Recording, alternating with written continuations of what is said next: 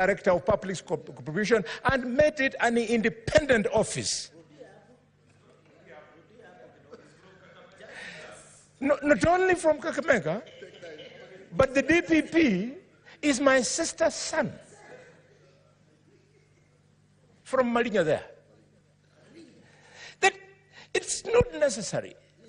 Let criminals who have stolen property, and you know them, go through the due process. If it was working, some of the ministers in office today would not be ministers. They became ministers because a corrupt Parliament allowed them to become ministers, and then the DPP followed it up by withdrawing their cases. Mr. Speaker,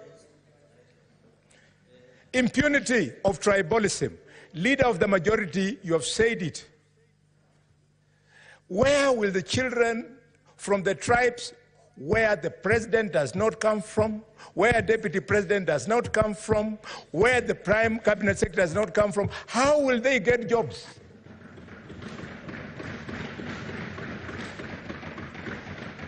Mr. Speaker, they hate us because of the impunity of nepotism.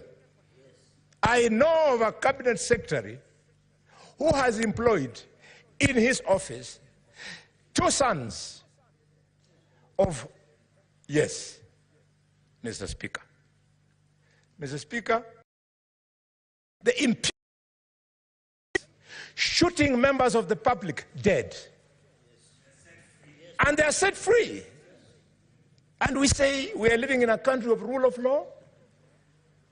Mr. Speaker, there is anger and hatred because the government is unable to fix this monster called CBC system. That system has killed free primary education. That system has destroyed the quality of education. For many years, my children have been doing the exam at Malinya Primary School, all of them. It's only right now that for the first time, my daughter,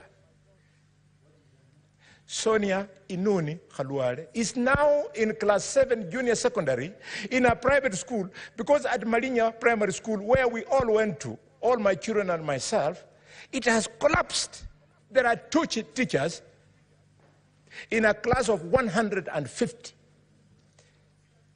teaching our children of the poor. So there's no learning going on, colleagues.